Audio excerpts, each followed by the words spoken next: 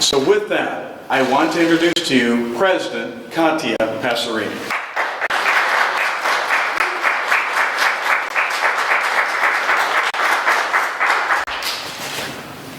Good morning. I am delighted that this is my first introduction to you, the community. I'm delighted to be joining Gonzaga University as its 27th president, but I'm also mindful that I'm standing on a long tradition. 500 years of Jesuit tradition, and Gonzaga being founded in 1887, I stand on the tradition of several presidents that have made this university what it is today.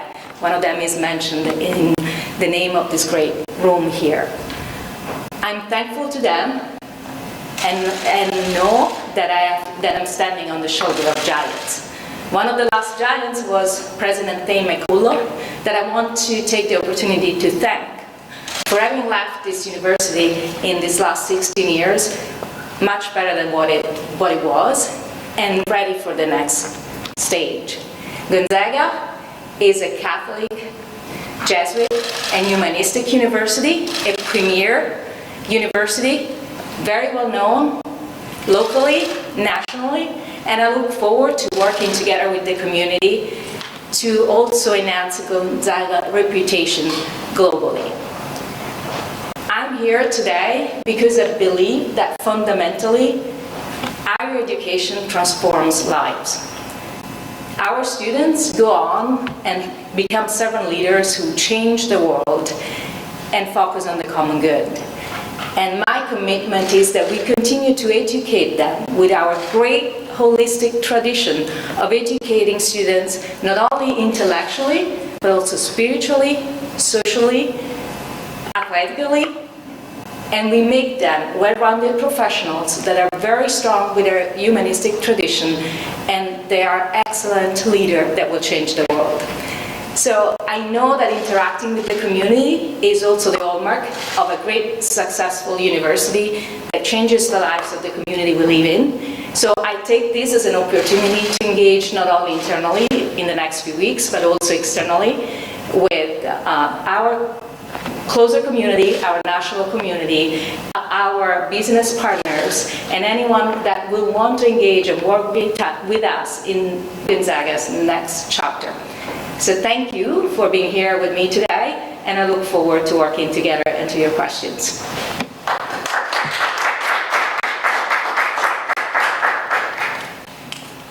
So, any questions? And I will be standing on here, given that I'm standing on the shoulders of giants. Yeah. Yes. Hi, Alice. I'm with the Limber. My question is, so WSU's new president is the first woman to serve in that role. Eastern Washington also currently has a female president. Continuing on this trend, you also have the honor of being the first woman to be Gonzaga's president. What do you think this means for establishment that is both a religious and educational institution? Yes, I'm delighted. I want to thank the board and for their vision on selecting a woman president, and I am in great company, as you mentioned, not only locally but also across the Jesuit networks and nationwide. The number of women leading universities is increasing. And what I hope that this does is, one, it recognizes what, how our demographics are. If you look across the United States, the number of women that graduate from colleges and universities is increasing, and it's actually higher than 50%. Gonzaga itself is above 50%. And that gives us an opportunity to also reach our students and hopefully be the role models that can provide that aspiration to all the next and future generations of women leaders. So thank you to the board for that vision, and I look forward to working with all of my colleagues, presidents, to continue these transformations. Yes. What are some goals you envision for GU as you start this next chapter for yourself in the next year and then maybe in the next 5 years? Yes. So there is already GU as an excellent strategic plan. That's one thing that really attracted me to the university, this clarity of vision, clarity of mission and vision moving forward. I think what we will continue to do is to engage in a review of where the plan is. What are some of the goals that are still very current, some goals that maybe we need to adjust given the changes in higher education landscape, but also continue to see what other aspirations we can build. Obviously, technology comes to mind because we have colossal changes in the digital infrastructure and what we can rely on. I mentioned already my prior remarks, global. Gonzaga has an incredible number of students that study abroad and welcome students from all over the world. We want to continue to pursue that, but also make sure that everyone is aware of our global identity and builds a cultural competencies to be really global citizens. And in terms of specific opportunities, I have many ideas, although I'm very conscious of making sure that this is a journey that we take together with our entire community. So my goal for the next 60 to 90 days is really spend a lot of time with the community, looking at where we are in our strategic plan. We have a beautiful dashboard that we just reviewed together, and seeing what we should carry forward and what we should fast track and maybe what we should slow down. Thank you. Kind of an easier question to that. Spokane, Yeah. You're from Italy, now in Spokane, serving as Gonzaga's newest president. I mean, how has this journey looked for you, and what are you most excited to learn about this area of the Inland Northwest? Oh my gosh, everything. First of all, the name of the university sounds Italian, right? Although I know we have differences on how we pronounce it, so I had to watch the YouTube video, otherwise naturally I would say Gonzaga. There are a lot of connections, but I think founded by a Jesuit, Cataldo, representing a quintessential saint, a young saint that dedicated his life to save others, and welcoming the rest of the world. That's what really attracted me to come to the West. The West is new to me. I spent the first part of my life in Italy and the second part on the East Coast, but I hear that the West Coast is so much fun. So I'm excited, but it's not only the fun, but it's also the beauty, the environment, this ability to really integrate your whole life. I've seen that just in my short time here within the community, not only the beauty of the sky, the long days, but also the beauty and welcoming of all the people that I've met. And I think this is a great platform to continue to talk about Gonzaga as a global university. Hi, Gonzaga is a pretty small, tight-knit community. Tell me, how are you looking to connect with the students and, be part of their experience here? Yes, I feel that, not only here, but if I happen to be walking around any airport with a Gonzaga shirt, everyone comes immediately and talks so happily about their experience at Gonzaga. I told the students that I'm really, going back to Italy, an avid coffee drinker, and I want to start a tradition of coffee with the students. So I will be I've scheduled a meeting with the leadership, so talking about the students' priority and what the students are focusing on, but I also want to create some moments, some unscripted moments to really spend time with the students. You will see me walking by. If there is a performance that seems interesting, I will probably attend those performances so that I have an opportunity to get close to the students and understand what they need. It's too early for me. I usually like to teach a class now and then. I will not be doing that anytime soon, but that's a way for me to really be connected and understanding what the needs of the new generations are. Thank you. Just kind of going back to my first question, with the student population, is there any areas of opportunity or improvement that you see that you want to get to work on right away? Just the student experience, anything like that come to mind? Yes. So I think we have a phenomenal retention and graduation rate. Our students are incredibly good, and I've seen that from the performances, the discussions, and the interactions that we had so far. As we know, across the country, there is a crisis in wellness and mental health. and I assume that that affects all of us. We already have, fortunately, a structure where we focus on students and their well-being. We talk in the Jesuit tradition on cura personalis, so we pay a lot of attention on the health and well-being of the students. But I think that's something that we need to continue to do, because the challenges and the benchmark for success, especially with the rapid growth of technology, becomes higher every single day. And so we need to be, we're excellent, but we need to be prepared, not only academically, but also mentally for these challenges. So my first focus will be focusing on what do we do for student success and how can we make it better. It's a difficult transition because the numbers are great, but there is always more that we can do. Thank you. Go ahead. Yeah, Sorry, I was just wondering what, kind of going back in time a little bit, if there's like an initiative at your past universities or anything that you've done that you've been most proud of?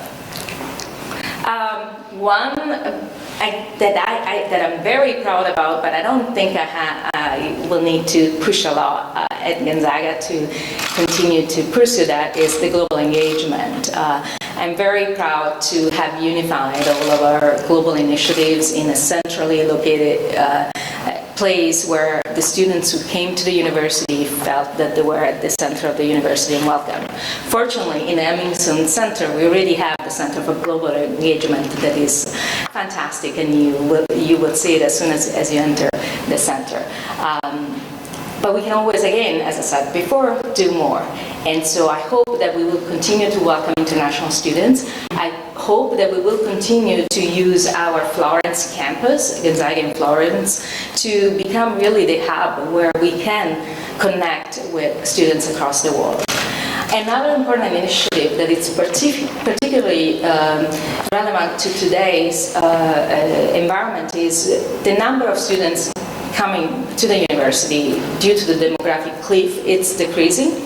But there is also another phenomenon. There are students who are opting out of higher education because they might be trading off a short-term offer for employment with a long-term formation experience. I think it's very important for us to understand who these students are and identify how can we get to them. And maybe it's the time where the undergraduate model is not sufficient anymore. We might need to accelerate undergraduate into graduate type of education so that we can capture the students before and during their work. So other options that we can look at is whether there are more opportunities for internship and co-ops and externship while they're working on their education. So I would like to look at our enrollment management strategy and see what else can we do to make sure that we reach the students where they are. We're all familiar with how the men's basketball team, becoming nationally recognized, really helped lift the profile of Gonzaga when it was struggling. How does the school's move to the Pac-12 starting next year impact the plans for the university as a whole? Yes, so I'm excited. I recognize our long-standing work and success and the great relationship that we have had with the WCC, but I'm also equally excited about the opportunity to move to the Pac-12 and to work with other athletes, universities that are different and new for us. I do believe athletics will continue to remain really a very important ground on which we will stand, and I'm certainly hoping that not only this year but also with the new transition of the Pac-12 we'll see a lot of more wins. It's not going to be easy because the landscape of higher education is changing, but also the athletic landscape is changing. But that's why we will work very closely with the presidents and the commissioner to make sure that this transition, which will launch next July, is very well executed. And then we'll just wait for our athletes to win. Yes? Here, you go ahead. Okay. Obviously, Gonzaga has a long-standing tradition of being engaged within the Spokane community. What do you believe Gonzaga's role is in the community, and how will you work to build connections with city leaders? Yes, so in fact, as I mentioned before, I want to get to know the community internally first, except for one area which is connected connecting with our city leaders. So we actually have meetings scheduled this week and moving forward, because universities are engines of economic development, and I've already seen a lot of the transformation from housing to the transportation systems to our students embedded in everything that the city does that are very important. But I think we can also continue to push economic development by creating more strategic initiatives, especially connected to employment, career opportunities, that we, public-private partnerships that we might need to pursue moving forward. And I think that's one of the priorities that we need to continue to engage with. It's kind of the fourth stool of what a university does, but if you look at the ripple effect of the economic development impact is phenomenal. And so I have scheduled and will continue to schedule meetings as soon as we can. I was going to say, you talk a lot about changing in the higher education landscape. Obviously, what are those challenges those changes in your mind that you've seen over your years in higher education, and also how are you planning to keep Gonzaga up to those standards, up to the changes as we continue to see them through the years that you'll be here? Yes, so changes comes either fast or slow. We are at a time where there is a lot of changes that is happening very fast. So the first thing that we need to do is calm down and see what are the long-term implications of changes to funding structures. How is Gonzaga affected? Is it affected because we have, for example, a large public funded research budget, or what is the size of the impact of this change in financing of institutions that we have to deal with? And connected to that, we immediately need to see how does it impact our students, and is there anything else that we need to do to support them. So that's a little bit of instability, because those changes are happening as we speak. But there is also the notion of a longer term value of looking at a change that continues to tell our story on how we impact the students, not only for the 4 years or 4+2 that they're here, but how we impact them throughout their entire life cycle. And we have to tell the story on the value of education better, because that's what is being questioned now. What is the long-term value of an education? And I would argue that that value, especially at an institution like Gonzaga, that looks at the educating the whole person, is something that prepares students for the shift of careers that they will inevitably have throughout their life. The reason why it's important to focus on a humanistic education is because technology changes very quickly.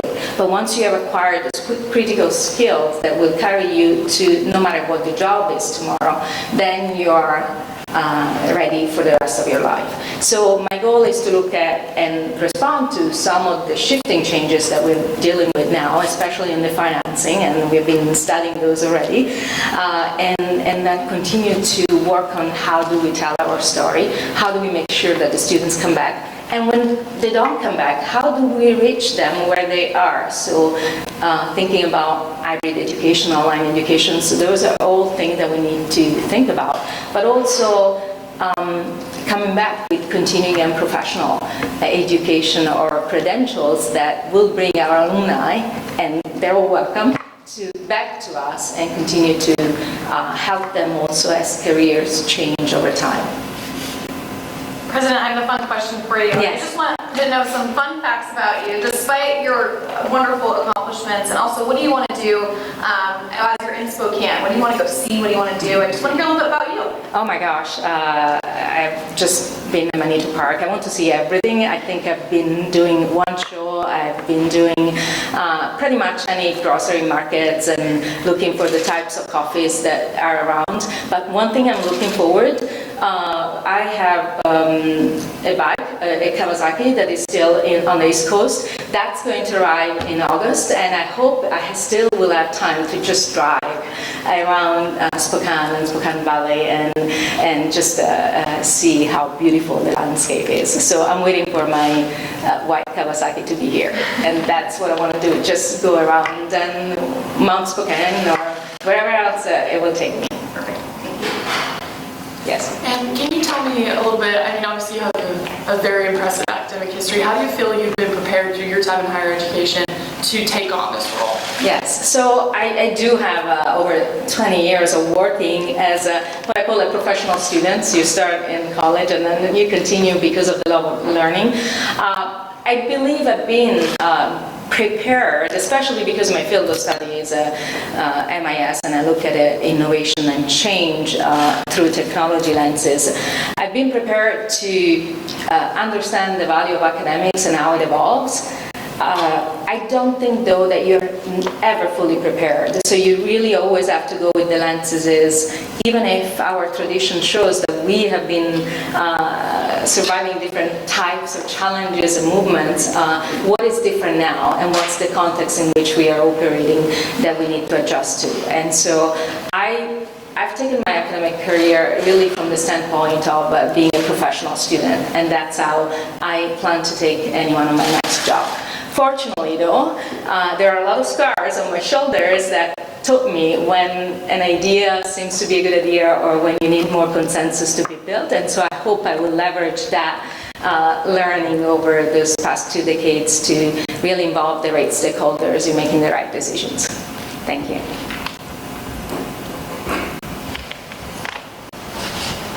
Are there any other questions? Father Pedro Uribe urged Jesuits to act in accordance in community for others. How does a Jesuit university navigate social justice in this current political landscape? Yes. So you mentioned Father Uribe, and I think any superior general had similar conviction, and most recently I was fortunate to spend a few days in the International General Assembly of Jesuit institutions, where our current Father General Arturo Souza shared a message with us which I think is very relevant to the time. When everything is in flux, you go back to your charism, to your mission statement, and you enter in a dialogue. So the method to deal with the changes that we are observing is to have a dialogue, to have a culture of encounter and communication, so that you can build the next step forward. You mentioned also, how do you stay true to your commitment to civic engagement and preparing servant leaders. And the way you stay true to that, going back to Father Souza's work, is we go back to our mission. We go back to a mission statement that is beautifully crafted, that if you look at it and break it down, every single word talks about our place in the world as really creating servant leaders and students who are servant to the common good. And with that in mind, I think we can continue to work on the values that have characterized our education at Gonzaga University and in general our Jesuit education. Thank you. I want to just ask, you mentioned public research funding, you know, much of that being federal. Obviously there's a lot of changing ecosystems in terms of the funding landscape, specifically federally. How do you plan to approach that and grapple with that? Yes, so I think this is good news or bad news. The first thing that you do is, what's the impact on my institution? And if we look at the portfolio of funding that we receive as an independent private college with a teacher-scholar component on and focus of our university, we are not as exposed on the changes in federal funding as other institutions that you might be observing. With that being said, we have had a lot of partnerships and opportunities that we need to review, reframe, and maybe some of the great opportunities that we were afforded, we will need to reapply to and see what other stream of research funding we can pursue. The reason why that is important for us to continue to do that is because our students are engaged continuously on research and high-impact practices in the classroom. Our faculty are doing outstanding research, and so we need to find, maybe if it's not a federal fund, maybe it's a corporate philanthropy, maybe there are other sources and avenues that we certainly will continue to pursue.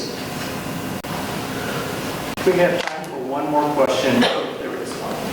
Yes. Yeah, I just want to say, sort of off of that question, that right now in higher education, also, you know, by the current administration, DEI is under scrutiny, heavy scrutiny. Obviously, college is higher education. You want diverse ideas, diverse people, and you talk about a global university. How are you planning to continue, encouraging diversity of ideas, people, background, cultures, and also extend that to the global audience, even though, the United States, much more higher education are under attack for DEI initiatives and other sort of ideology? Yes, so I think first let's remember Catholic means universal, so we are, I think, geared and for that notion of having a universal culture. Our mission has that as our fundamental goal, and so as I mentioned before, if we stay close to the mission that the university has been founded on, we will continue initiatives that will bring the community to us, and we will go to the community.